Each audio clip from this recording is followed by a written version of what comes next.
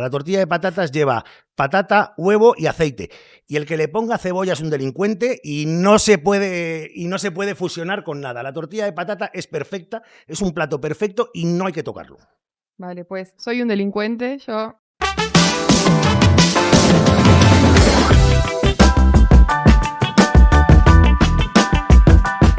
Buen día, buenas tardes, bienvenidos al primer episodio de Cámara y Café, el podcast de la Cámara de Comercio e Industria Italiana para España, donde abordaremos temáticas relacionadas con la gastronomía, la cultura, los negocios y la economía que conectan a España e Italia. Mi nombre es Julia Wagenfeil y seré la conductora en el día de hoy. Este podcast no es una entrevista clásica, sino una conversación informal con nuestros invitados. Así que, tú oyente, si tienes algún interés particular y te gustaría que lo abordemos en el próximo podcast, no dudes en escribirnos por Instagram. Nuestro primer episodio gira en torno a un tema reconocido a nivel internacional, la gastronomía italiana. Contamos con dos invitados excepcionales. Por un lado, con Alberto Lucchini, periodista ítalo-español y crítico gastronómico, y Nicoletta Negrini, CEO de Negrini SL y vicepresidenta de la Cámara de Comercio e Industria Italiana para España. ¡Vamos!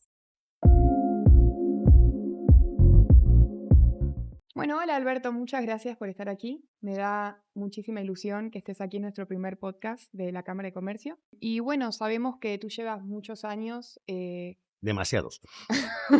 con mucha experiencia sobre la gastronomía. Y como este primer episodio que tenemos es especialmente sobre la gastronomía española e italiana, quería preguntarte y que nos contaras un poco cómo empezó tu recorrido profesional como crítico gastronómico. Bueno, lo primero, muy buenas y nada, encantado de estar aquí con la cámara. ¿Y cómo empezó mi recorrido? Pues como empiezan todas las cosas, por pura casualidad. O sea, yo me dediqué al periodismo, empecé a hacer crítica de cine y un buen día pues se puso malo el crítico gastronómico, que tenía que hacer un restaurante, había que sacarlo ese mismo día y pasaba yo por allí y me dijeron, vete a escribir de este restaurante. Y dije, bueno, a mí es que me gusta mucho comer, pero nunca he escrito un restaurante. Dijeron, bueno, si te gusta comer ya tenemos eso ganado. Fui, lo escribí y no lo debía hacer mal del todo porque luego me he tirado 30 años escribiendo y me han dado algún que otro premio. Entonces, bueno, pues fue una casualidad y me gustó siempre comer, me gustó siempre beber y ahora me gusta escribir de comer y de beber, con lo cual, pues todo estupendo. Me parece aparte que el hecho de que seas español e italiano hace que esta oportunidad quizá te haya salido más rápidamente. Ok, es medio italiano, entonces de comida sabe. ¡Pum! Lo mandamos a que haga de crítico. Hombre, no, la verdad es que el primer restaurante del que escribiera era un restaurante murciano que hacía arroces, pero sí que es verdad que luego, con el tiempo, ya cuando decidí que la gastronomía me iba a dedicar a ella profesionalmente, sí que me especialicé mucho en gastronomía, en enogastronomía italiana, por varios motivos. Primero, porque no había muchos, ni lamentablemente hay a día de hoy, muchos periodistas en España que escriban de vino y de gastronomía, que estén especializados en gastronomía italiana. De hecho, que sepan algo de gastronomía, porque a mí hay veces que me duele el alma cuando veo las cosas que escriben. Y luego, además, claro, yo jugaba con una ventaja respecto a todos los demás, y es que yo me había criado en un ambiente donde la gastronomía italiana era el pan nuestro de cada día. O sea, yo cuando tenía 7 años, y estoy hablando de los años 70, todavía estaba vivo el enano, el Franco, yo comía en mi casa panettone porque me lo traían de Italia. Claro, en España nadie sabía lo que era un panettone. Claro. Ahora en España se hacen panetones, se consume más panettone que turrones. Pero hace 50 años, cuando yo tenía panettone y venían mis amigos a casa, preguntaban qué era eso. Entonces, bueno, yo me crié con la gastronomía italiana, la he mamado desde pequeñito y eso me permitió especializarme y entrar en un nicho donde no había muchos especialistas, con lo cual, pues bueno, tienes una autopista por delante para ti y lo único que hay que hacer es pisar el acelerador y tirar. A mí me pasa lo mismo como Argentina, ¿no? Que en Argentina tenemos esa fusión entre España e Italia y pum, nace este bebé argentino, donde, por ejemplo, comemos panettone, pero también tenemos turrón todo el año, básicamente, y, y resulta raro cómo esas cosas específicas de una cultura se van pasando y después termina, no sé, hoy en día creo que el español promedio de mi edad, por lo menos, todas las navidades va a comer panettone. Sí, sí, en España, de hecho, creo que hay datos ya que se come más panetón en Navidades que turrón, con lo cual, pues ya está dicho todo con eso. Bueno, pues al español le ha gustado lo del panetone, de hecho, se supone, vamos, se supone no, hay un español que es Paco Torreblanca, que dicen que hace el mejor panetone del mundo. Yo le pongo un corolario, hace el mejor panetone del mundo fuera de Italia, Sí. pero bueno, es famoso por su panetone, tiene el obrador allí en Elda, en la provincia de Alicante, y es un pastelero maravilloso y hace unos panetones que podrían estar hechos perfectamente en Italia por un artesano. Qué rico. Y yendo a este punto, ¿no? De mirando hacia atrás, ok, el panetone ahora acá en España se come un montón. Además de esto, ¿qué otras cosas crees que han cambiado en la forma de comer y de hablar de comida aquí en España desde cuando tú empezaste a ahora? Respecto a la gastronomía italiana, Sí. pues ha empezado que gracias a la labor de mucha gente, el público español se ha culturizado un poquito. O sea, yo recuerdo los dolores de estómago que me provocaba cuando veía que el 90% de los restaurantes italianos de Madrid hacían la carbonara utilizando Nata. una cosa llamada nata y utilizaban bacon y luego encima se enfadaban contigo porque los amigos porque tú decías que eso no era una carbonara y te decían, no, es la carbonara de toda la vida y está más rica. Bueno, pues no, ni estaba más rica ni era la de toda la vida. Ahora, afortunadamente, aunque siga habiendo gente, y les conozco yo, que prefieren la carbonara con nata porque es lo que sean, sobre todo gente ya de una determinada edad, afortunadamente las nuevas generaciones han aprendido que la carbonara es otra cosa. El tema de las pizzas, claro, las pizzas que se tomaban hace años. Es que estoy pensando en el canadiense egipcio, ese delincuente que se inventó la pizza con piña, que debería estar condenado a la isla de If con el conde de Montecristo, al ergastolo, como se dice en Italia, ¿no? Una pena, una cadena perpetua para toda la vida. Pero bueno, evidentemente el público español ha aprendido mucho a comer italiano, ha aprendido a apreciar los vinos italianos, porque antes... Pues me acuerdo años 80, no, tampoco hace tanto, o sí, que el único vino italiano que se tomaba era o el Lambrusco, pero no el Lambrusco de verdad, porque yo tomo Lambruscos muy buenos en la región de Emilia, Lambruscos de 3 cifras de precio, pero estamos hablando del Lambrusco de supermercado.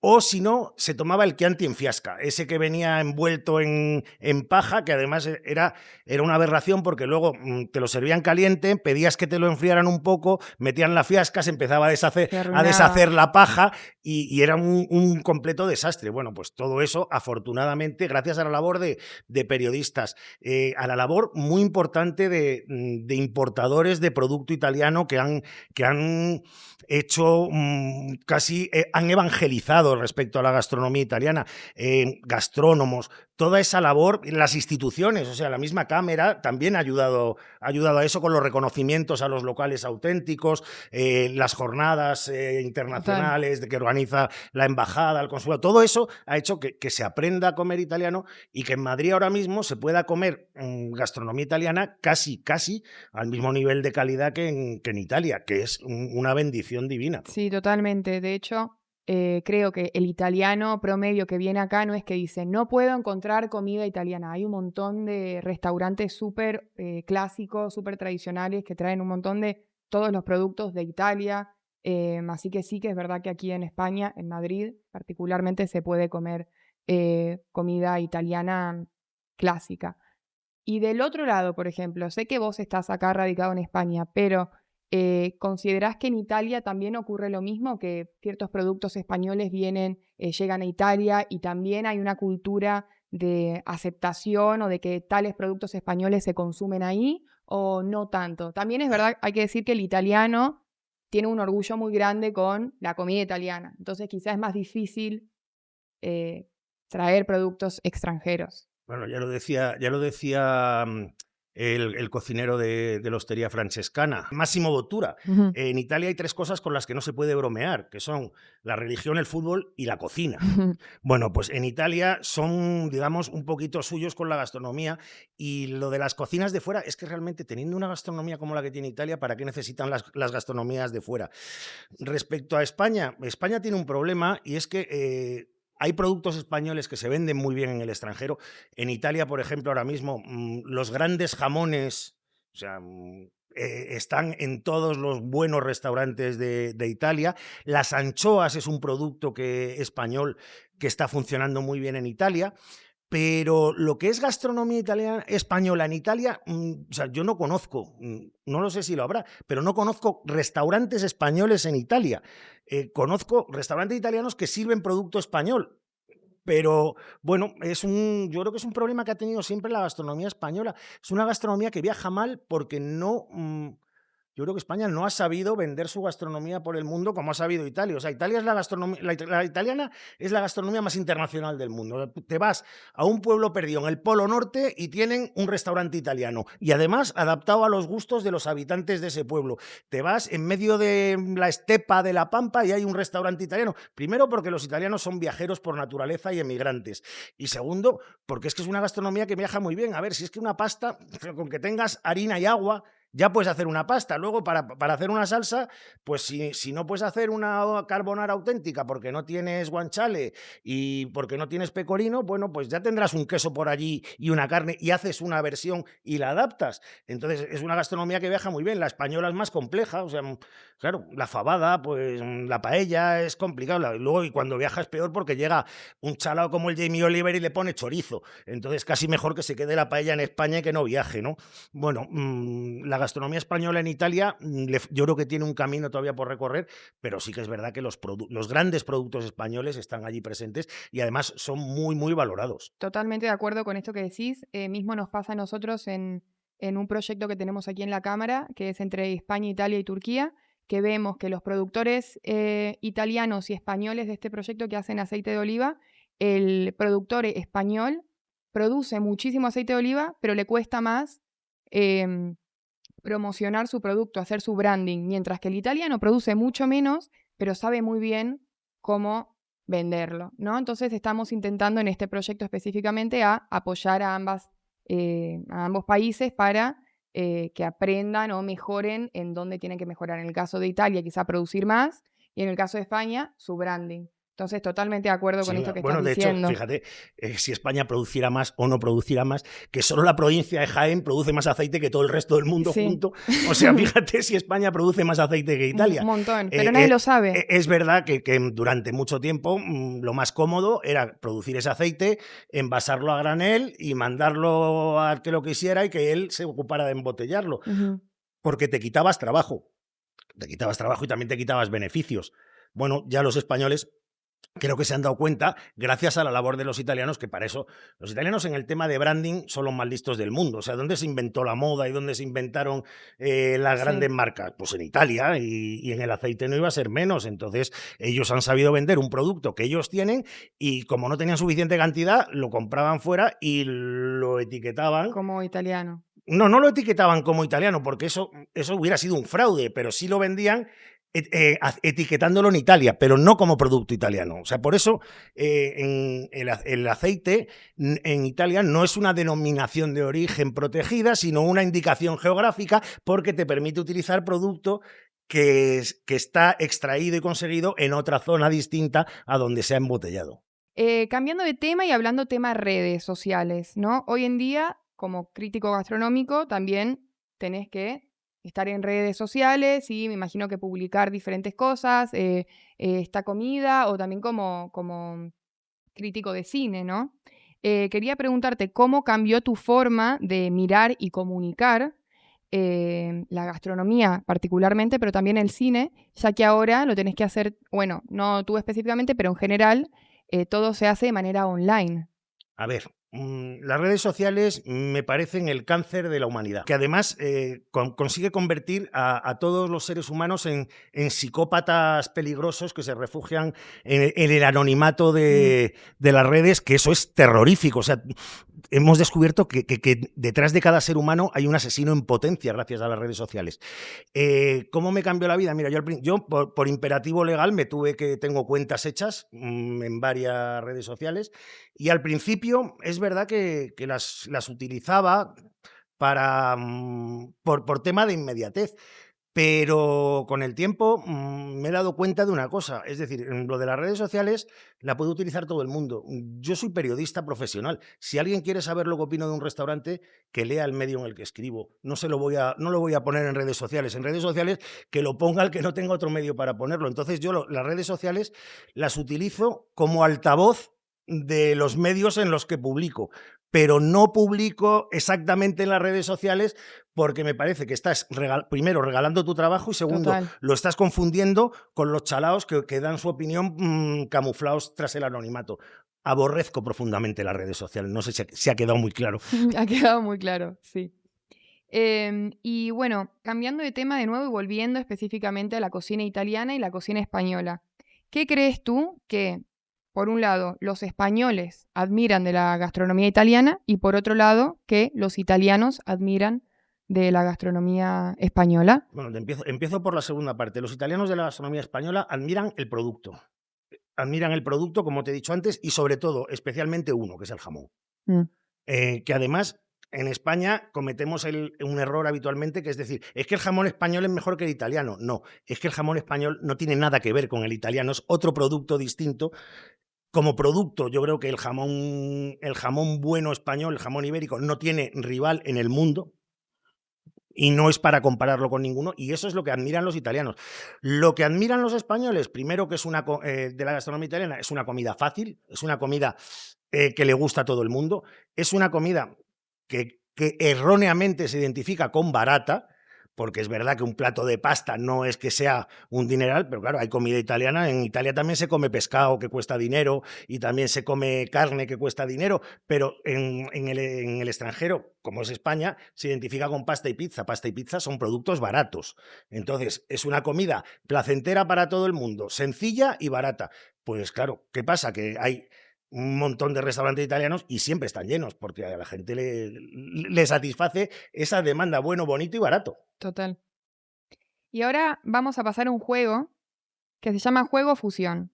Yo te voy a decir un producto o un plato italiano o español y tú me vas a decir un producto o plato que creas que puede encajar o combinar muy bien con esta fusión italo-española. Venga, Vale, si yo te digo parmigiano. parmigiano. Ujú. Hombre, el parmigiano, cualquier pasta, pero si hablamos de un plato español, pues por ejemplo está estupendo con unas espinacas a la catalana con parmigiano gratinado por encima. Qué rico, me tentó un montón. Si te digo tortilla de patatas. Tortilla de patatas, ahí no hay fusión que valga. La tortilla de patatas lleva patata, huevo y aceite. Y el que le ponga cebolla es un delincuente y no se puede fusionar con nada. La tortilla de patata es perfecta, es un plato perfecto y no hay que tocarlo. Vale, pues soy un delincuente, yo... No, A mí no, me no, gusta bueno, con cebolla. es que estoy en una campaña anticebollista desde hace muchos años porque creo, yo me la como una tortilla de patatas con cebolla, pero creo que es un error ponerle cebolla a una tortilla de patatas porque estamos hablando de un plato salado y la cebolla le da un punto dulce muy molesto. Entonces hay que luchar para que nadie le ponga cebolla a la tortilla de patatas. Vale, pues la próxima vez que coma una voy a pensar tipo, soy un delincuente. En cualquier caso, estoy en minoría, sé que la mayoría de gente le pone cebolla, pero no por eso voy a dejar de luchar por ello. Vale, y ahora pasamos a los vinos. Si te digo un Chianti, Sí. ¿con qué plato español lo combinarías? Un Chianti con un plato español, pues con un bacalao a la riojana, por ejemplo, con su tomatito y sus ñoras. Me gusta, me gusta. Y un verdejo, ya pasando a vino blanco Un español. verdejo, eso lo tengo muy fácil, con unos spaghetti coimosoli de Portonovo en Ancona. Porque al final los spaghetti coimosoli en Ancona se toman con verdicchio. El verdicchio es un primo lejano del verdejo, con lo cual era muy fácil. Hay que Hacerla. irse a la zona de Castelli di Iesi, Ancona. Ok, perfecto. Pues ahora le acabamos de dar a todos los oyentes ideas de cómo pueden fusionar comida española con italiana y quizá hasta la pueden implementar para las fiestas que se vienen ahora.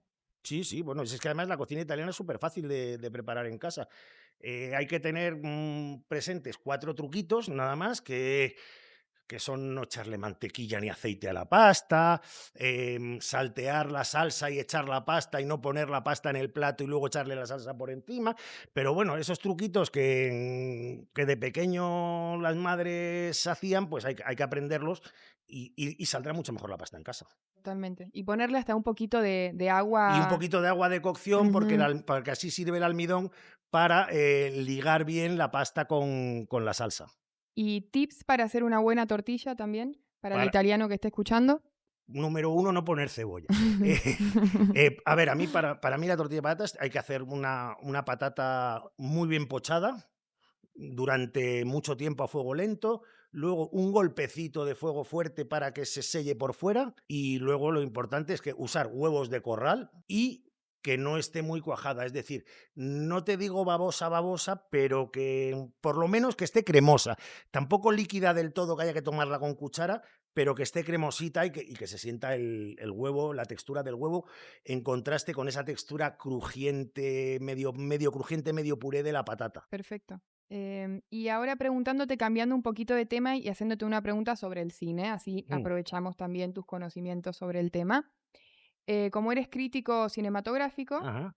quería preguntarte si has visto alguna película en este último tiempo que te recuerda la gastronomía, tanto italiana o española, o que te dé ganas así de, después de ver la peli, de cocinarte algo muy rico y que quieras recomendar a los oyentes, tipo, mírate esta peli, vas a aprenderte receta o algo por el estilo. Pues hombre, no es que la haya visto recientemente, la vi la última vez hará un par de años, pero es que hay una película que yo estoy muy enamorado y tengo que decirlo, que es Un americano a Roma, una película con Alberto Sordi, que tiene una maravillosa escena gastronómica en la cual Alberto Sordi se pelea con un plato de pasta y acaba diciendo mote maño Ujú. y la amenaza y se lo come y se acaba bebiendo una botella de vino y es yo creo que es el paradigma del italiano, ¿no? Sentado en una mesa con su mantel a cuadros, un platazo de pasta, una botella de vino y a disfrutar de la vida. Pues esa película que la he visto varias veces, cada vez que la veo, acabo haciéndome un plato de pasta y abriéndome una botella de vino porque es que es imposible no hacerlo. Pues nunca la he visto, pero Pues la voy a ver. sí, sí, te va a gustar. Y para hacerte una pregunta un poquito más personal y ir cerrando este podcast, quería preguntarte, bueno, me encantaría saber en verdad qué productos siempre tienes en tu casa. Si podrías decirnos 2 productos españoles y 2 productos italianos que siempre tienes en tu casa y, no sé, en la nevera o en la alacena. Vino, queso y luego no puede faltar nunca. Es un producto, no sé si es español o italiano, en realidad la responsabilidad es de la gallina.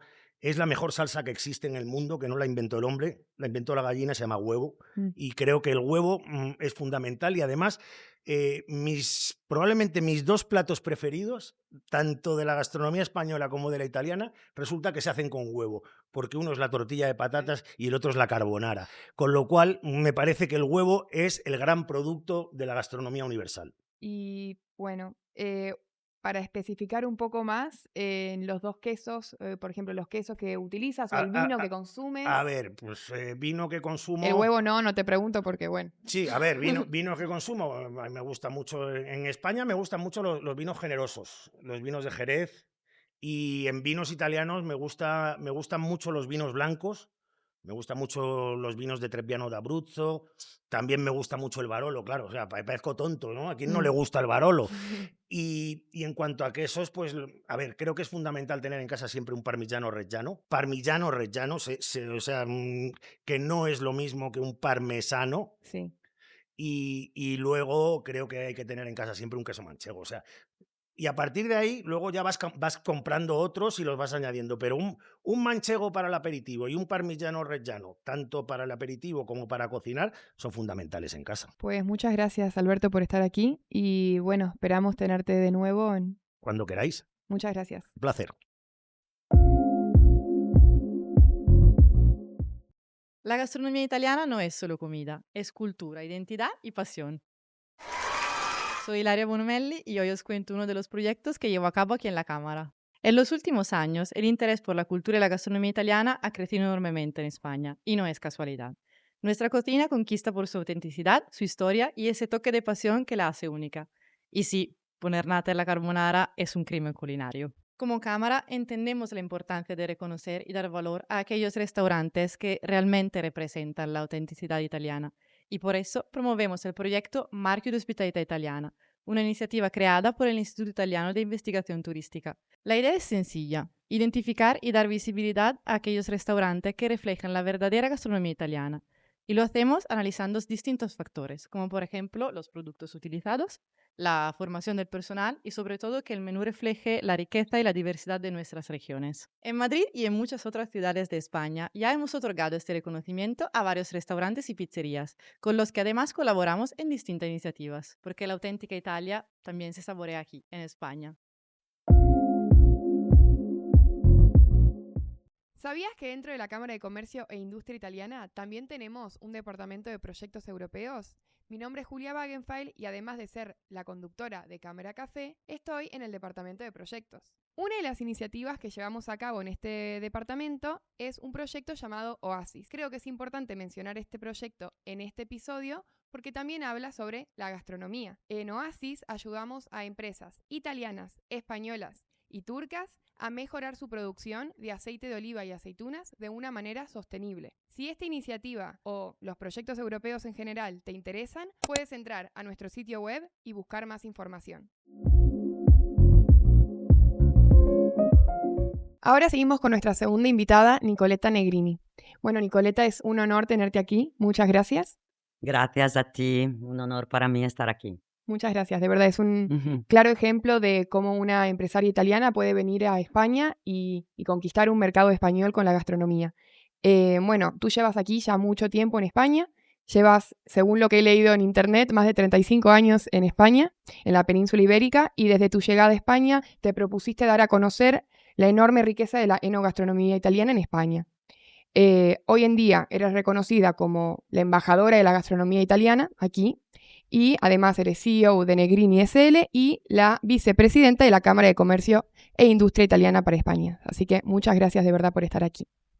Para ir empezando, quería preguntarte que nos cuentes un poco sobre ti, cómo fue tu llegada a España, qué te trajo hasta aquí.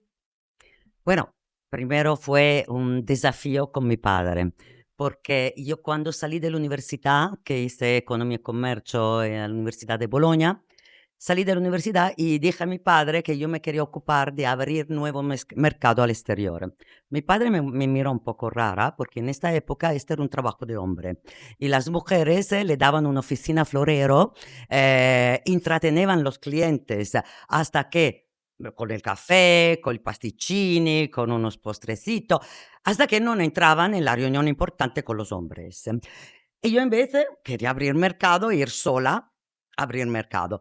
Y claro, mi padre me puso a la prueba y me dijo, vale, perfecto, si tú quieres hacer esto, mira, está una feria que se llama Alimentaria en Barcelona, era el año 1986, la España había entrado en este año en la Comunidad Europea, y me dijo, vas allí y busca un distribuidor. Yo busco un distribuidor y digo, yo me sentí muy honorada de haber tenido este encargo de parte de mi padre, pero no sabía de dónde empezar. Empecé a sacar todos los libros de la universidad para ver si podía ver en los libros cómo se busca un distribuidor. Y no estaba, claramente. Por eso tuve que volver a mi padre, un poco así, con las orejas bajas, y preguntar yo, ¿y papá, ¿y qué tengo que hacer? O sea, y me dijo, no, es muy fácil, porque en esta época no teníamos ordenadores, por eso era listado de precio, impreso, catálogo, impreso, un bloc notes y una grapadora para ponerle la tarjeta de visita de las personas, y vas allí, encuentras personas, y luego seleccionaremos la mortadela, ya te lo he enviada al stand, y tú vas allí y empieza. Digo, bueno, me parece fácil. Así que me presenté a la feria el día antes y el stand no estaba montado, estaba completamente vacío. Y empecé el domingo por la mañana y la feria empezaba el lunes.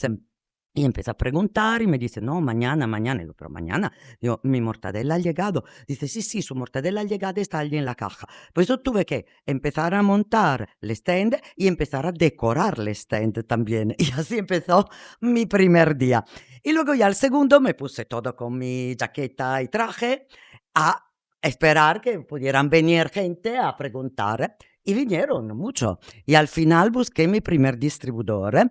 Por esto que conseguí, y mi padre fue muy orgulloso de mí, y desde entonces me dejó el rol de poder abrir nuevo mercado. Por esto yo España la tengo en el corazón, por este motivo, porque fue el primer mercado donde yo he conseguido un resultado profesional que yo quería obtener, Qué ¿sabes? bonito. Que me imagino que debe haber sido también todo un gran desafío. ¿Tú Sí. hablabas español en esa Bueno, época? hablaba español, hablaba 4 palabras porque me gustaba ir de vacaciones a las Baleares y tenía amigos que tenían casas en Mallorca y en Ibiza. Ujú. Pero claro, eran 4 o 5 palabras. Ujú. El resto era un itañolo casi perfecto. Entonces, una vez que llegaste aquí y ya creaste este pequeño mercado, ¿no? Paso a paso. Sí, encontré un distribuidor que trabajó con nosotros para 3 años, luego tuvieron problemas el distribuidor y decidimos en el 1990 de hacer nuestra sociedad para vender los productos que produce mi familia, que son embutidos, principalmente la mortadela. Por eso yo digo siempre que llegué aquí a España con la mortadela bajo el brazo, Sí. como la famosa película de Sofía Loren, ¿sabes? Mm. Para a dar a entender la mortadela a todos los españoles, porque aquí la mortadela en esta época era un chop como un salchichón, un Frankfurt más grande, Sí. pero de un diámetro de 10-12 centímetros, de carne de grasa, pintado de pink, como digo yo, con colorantes, de rosa con colorantes.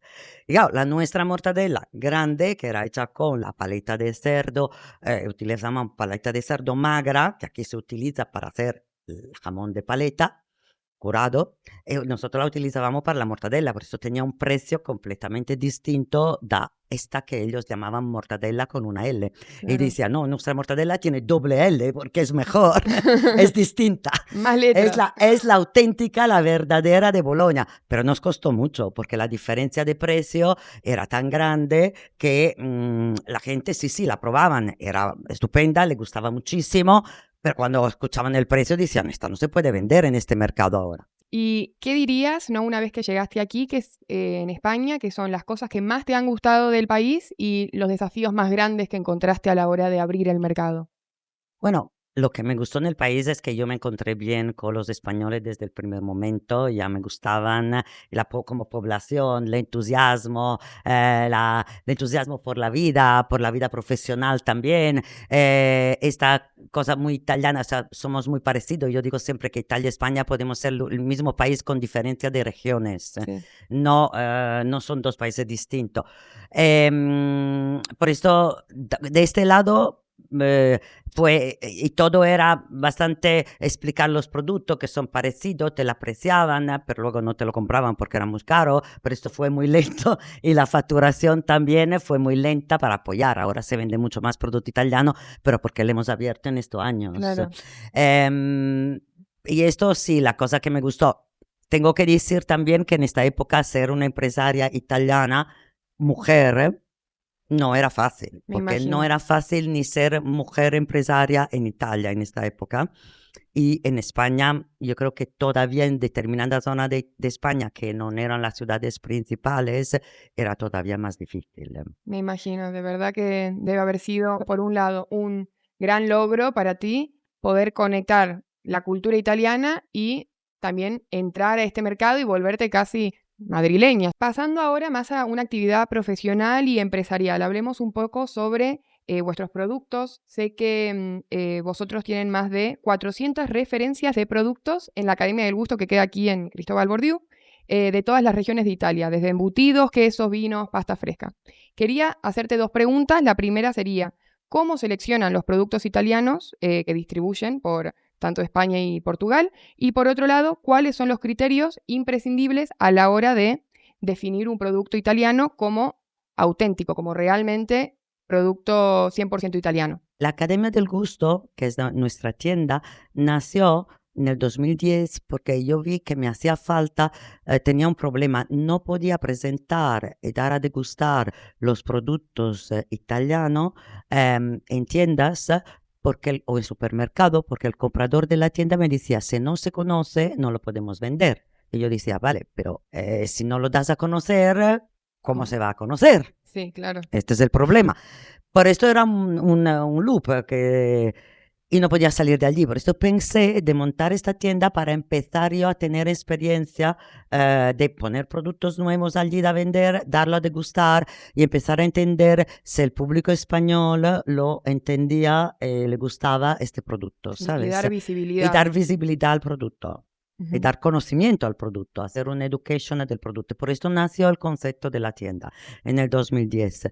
Luego de allí tenemos también otra parte de nuestra actividad con una chef profesional toscana que se dedica al catering, especializada en catering italiano también. Sí, que yo he comido y es muy rico. Y por esto, estas son las otras dos actividades, pero nuestra actividad principal sigue siendo la importación y distribución de productos de alimentación italiano. Tenemos más de 3.000 clientes en España, en restaurantes, porque estamos especializando principalmente en restaurantes, tiendas delicatessen gourmet, y charcutería también tradicional y cadena de supermercado gourmet. Bueno, están en todos lados, entonces, más o Mm, menos. sí. Y yendo a esta pregunta de nuevo de cómo, por ejemplo, a un oyente nuestro, ¿no? ¿Cómo puede darse cuenta, ¿no? Y entender cuándo un producto es eso, 100% italiano? ¿Cuáles son las características que sigue un producto para ser considerado auténtico? Bueno, esta es una pregunta interesante porque como puedes entender yo de italiana que ha nacido en una familia de productores de embutido y había empezado mi abuelo, tengo el paladar y he vivido en Italia Mm, para poderlo distinguir, pero para un español a veces es difícil y por esto hemos tenido que hacer mucho educational de esto. Te contaba antes de la mortadela, de la Sí. diferencia y tenemos que seguir explicándola. La parte rosa de nuestra mortadela non è carne emulsionada, graso emulsionado con colorantes. La parte rosa es porque utilizamos paleta de primera categoría y la picamos muy fina y es una técnica de cortar fino. Y esto hemos tenido que explicarle en los años y no fue fácil. Tanto es que a un determinado punto, porque no me costaba explicarlo, pensé de lanzar la mortadela con trufa, que fue el éxito, mm, porque le hice añadir trufa a la mortadela porque me costaba pasar este mensaje de carne de alta calidad y de un producto que costaba más, eh, que costaba mucho más cuando aquí se producía una mortadela mucho más barata. La burrata, por ejemplo, hemos tenido que hacer, porque la burrata es un producto que nos copia muchísimo, ujú. muchísimo, y esto hemos tenido que hacer un protocolo de burrata, que luego de cómo se cata y cómo se ve y cómo se reconoce la verdadera burrata italiana. Yo no sabría de diferenciarlo tampoco, así que si nos quieres Porque contar a aquí nos todos la un están poco. copiando mucho, Ujú. productores españoles, y no es la misma. Primero, tienes que mirarla externamente, tiene que tener un color un poco de color a leche, blanco leche. Cuando la abre, la parte, porque tú sabes, allora, empezamos dal principio, la burrata son dos quesos en uno. Ujú. Es una lámina muy fina de mozzarella que contiene trozo, filamento de mozzarella que se rompe en la mano, todavía la auténtica, mezclada a nata. Cuanto más son y luego se cierra, y luego se cierra. Sí. Cuanto más son largos los trozos, cuanto más significa que es la verdadera, los filamentos, los hilos mezclado a la nata, cuanto más significa que es la auténtica artesana. ¿Por qué? Porque si tú notas algunas burratas que se producen aquí, la mayoría, toda, si no toda, Ujú. la cortan a máquina. Por esto son prácticamente trozos muy pequeñitos que mezclan a nata y es como una papilla. Claro, sí. No es la misma cosa. Nosotros tenemos que tener bajo los dientes cuando masticamos la consistencia de estos hilos, Más, mm, de estos hilos. Si no tiene, es muy importante la armonía, o sea, el equilibrio entre estos hilos y la nata, ni demasiada nata ni demasiados hilos. Luego, la lámina de mozzarella que está afuera tiene que ser muy, muy fina, no tiene que ser gorda, pero al mismo tiempo no romperse. Y esta es una estable. técnica muy difícil. Si tú encuentras muchas burratas que la lámina externa es gordita, porque claro, es mucho más fácil producirla, no te se va a romper. Sí. porque si no te puede romper cuando la pones en el packaging, se rompe y luego te deja todo, sale el contenido de la burrata que se llama stracciatella dentro del agua que la mantiene. Ujú. Y esto no va bien. La nata también no tiene que ser demasiado líquida. Cuando tú abres una burrata, están algunas burratas que te inundan el plato con una nata líquida que parece leche. Esto no va bien. Tienes que tener una nata consistente, ya como una nata que parece casi un poco montada, ¿sabes? Pero mucho más consistente, con un contenido también de grasa más importante. Por eso tiene que ser ni demasiado dura ni demasiado líquida. Tiene que ser cremosa. Luego te pasamos a la parte degustativa, la que esta es importantísima. Una burrata tiene que saber sabor de leche, de nata. No tiene que saber a yogur. La burrata tiene que saber a nata. La textura también, importantísimo. He probado algunas burratas que tengan como grumito dentro. Esto no va bien. Tienes ¿Cómo que debería notar ser? los hilos y la cremosidad de la nata, pero no grumos dentro. Ok. Esto no va bien. Entonces, para el oyente, tiene que el sabor, básicamente, Sabor es importantísimo. Leche, importantísimo. nata. Exacto, no yogur.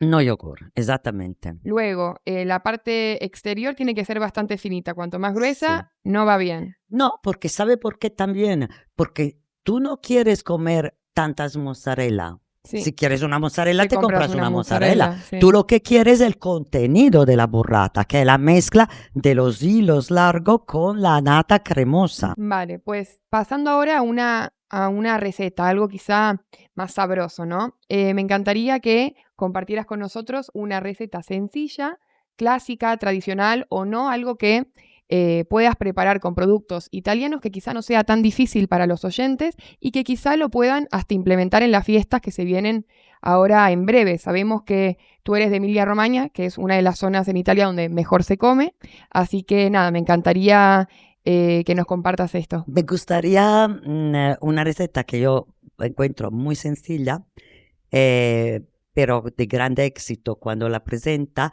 y que es una receta de mi amigo Andrea Tumbarello del restaurante Don Giovanni, que me ha enseñado él, y es una tartar de mortadella con trufa y burrata, Qué rico. y perla de trufa encima. Mm. Es muy fácil para hacerla. Necesitas un molde redondo de una dimensión de 7-8 centímetros. Estos moldes Circulares así. circulares. La mortadella con trufa la tienes que picar fina, bueno, pero no finísima, ¿ok? Y hace un estrato dentro al molde de mortadella con trufa y luego el otro estrato encima le pone la stracciatella, o sea, el contenido de la burrata encima. Ujú. Encima le pones algunas perlitas para decoración de las perlitas de trufa, le quitas el molde y ya te se presenta muy bien, redondita, y tiene estos dos colores, rosa y blanco, y con la perlita negra de trufa encima, y la puedes servir con el pan pergamena, que es el pan fino de Cerdeña. Riquísimo y creo Y que es fácil. facilísima. Exacto. Para Y ahora para todos, la fiesta es perfecta. muchas gracias. Creo que a todos les va a gustar esa receta y, como decías, muy fácil de hacer. Ahora me gustaría preguntarte una última pregunta sobre gastronomía. Le hicimos esta misma pregunta al invitado anterior, que es Alberto Lucchini. Así que me encantaría saber 4 productos, 2 italianos y 2 españoles que tú tienes en tu casa siempre. Bueno, yo en mi casa siempre tengo la mortadella, Ujú. la normal y la con trufa negra, y también la del peperoncino con guindilla picante que me encanta, y burrata. Claro. Esto lo tengo siempre en casa, porque me viene un amigo al último momento, me vengan amigos, y esto la sirvo siempre. Y el tartar. Con unos grissini, y esto para hacer el tartar es rapidísimo, y con unos grissini, un pan pergamena, y me ha resuelto el aperitivo, una copita de vino, y ya está. Productos españoles que siempre tengo en la nevera son el jamón, claramente, que todo el mundo me dice, ¿prefieres el jamón italiano o el jamón español? Yo digo, no puedo, me estás hablando de 2 productos distintos, Ujú. porque vengo de 2 animales distintos. Uno Claro. es, Italia tiene el mejor cerdo blanco de Europa, que es el más caro también, y España tiene el mejor cerdo salvaje de Europa, que es el más caro también. Y con estos dos tipos de carne se hacen dos productos distintos que se llaman jamón, pero son dos productos distintos. Claro. Con carne distinta, método de fabricación distinto, y al final te resulta con sabores distintos y te resultan dos productos completamente distintos. Por esto, jamón y anchoas, porque las anchoas españolas son mucho mejor que las italianas, porque en el océano encuentras anchoas más gorditas y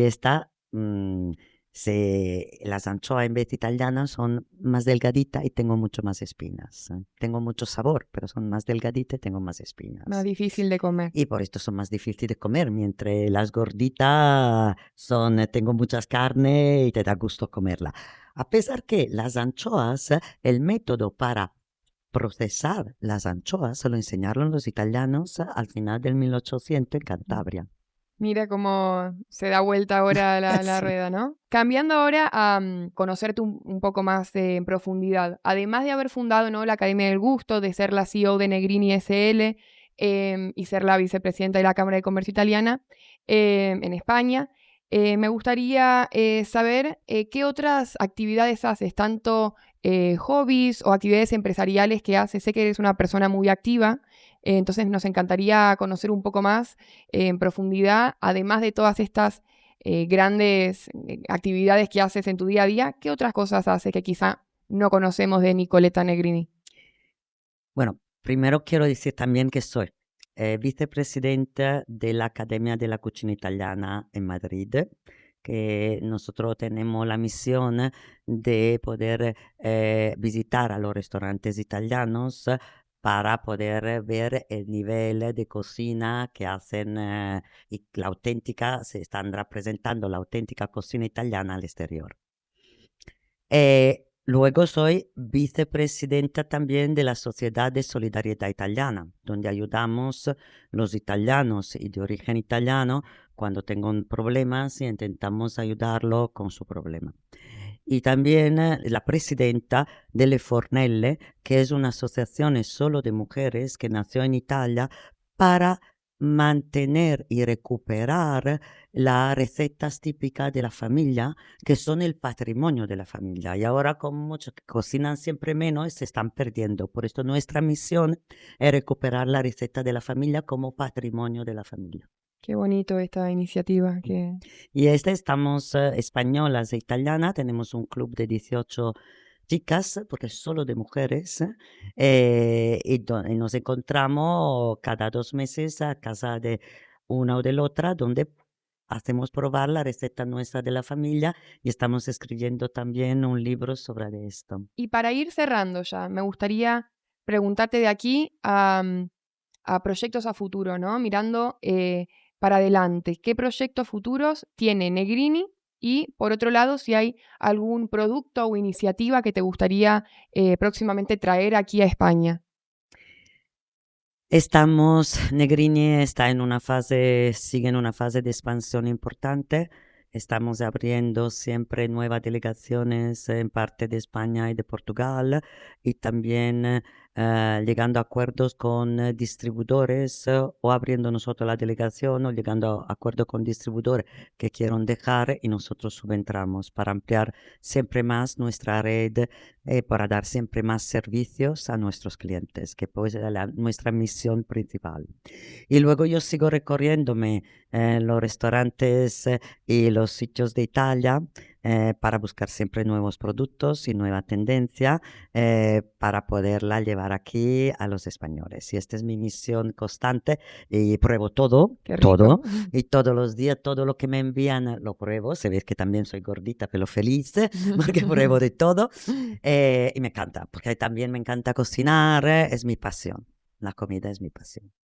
Pues muchísimas gracias de verdad por estar aquí y por haber venido al primer episodio de Cámara Café. Gracias a ti, gracias.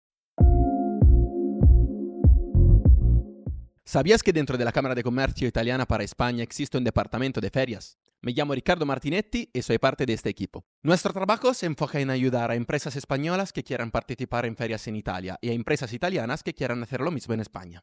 En pocas palabras, somos como un puente entre los dos países. Conectamos oportunidades, personas y ideas. En Italia, por ejemplo, colaboramos con la Feria Mida Firenze, dedicada al sector de la artesanía, y con Transpotec y NME, enfocadas en el sector del transporte, logística y movilidad sostenible. En España, en cambio, estamos involucrados en la organización de 2 ferias del sector Horeca y WineMad y de una feria del sector náutico, Navalia. Nuestro papel es acompañar a las empresas en todo el proceso, desde elegir la feria adecuada hasta organizar su presencia y hacer networking. En resumen, lo que hacemos es impulsar la internacionalización y crear conexiones reales entre Italia y España.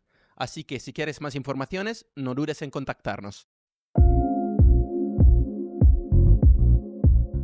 Para cerrar este primer episodio de Cámara Café, contamos con Marco Pizzi, presidente de nuestra Cámara de Comercio e Industria Italiana para España. Marco, gracias por acompañarnos aquí. Gracias a vos. En este primer episodio hemos hablado sobre la gastronomía italiana y hemos tenido la oportunidad de conversar con Alberto Lucchini, que nos ha compartido su visión sobre la gastronomía tanto española e italiana, y también hemos contado con la participación de Nicoletta Negrini, que nos acercó la riqueza de la enogastronomía y su experiencia empresarial en España. Marco, desde tu perspectiva, ¿qué nos dice todo esto sobre la relación entre Italia y España y el papel que juega la gastronomía en nuestra conexión cultural y económica? Bueno, no quiero aburrir con números, pero sabéis que el sector representa un porcentaje altísima del interscambio Italia-España, del interscambio comercial, y no solo, los números son impresionantes. He leído una vez que los números en los últimos 30 años se han casi decuplicado, 10 veces más de lo que se hacía hace 10 años. Pero desde un punto de vista de relación, Italia y España comparten esta actitud a la mesa. Nos encanta sentarnos a la mesa con amigos, con familiares y hasta hacer negocios alrededor de una mesa. Por lo tanto, creo que el sector gastronómico sea un poco la base de nuestra relación con los amigos españoles, porque a la mesa nos entendemos. Efectivamente, los dos países comparten la sobremesa. Así que como última pregunta me gustaría saber qué te parece esta iniciativa de Cámara Café que estamos haciendo aquí en la Cámara de Comercio. La iniciativa me encanta, no solo felicito a quien ha tenido la idea y la realización de esta forma de comunicación siempre moderna como intentamos ser como Cámara de Comercio. Me encanta la idea de tener un espacio donde los socios, los amigos, los que están interesados en esta relación bilateral Italia-España tengan la oportunidad de comunicarse y tengan la oportunidad de multiplicar el mensaje. Por lo tanto, espero que Cámara Café sea un éxito y estoy seguro que lo será. Muchas gracias, presidente, por tu tiempo y tu visión. Vosotros.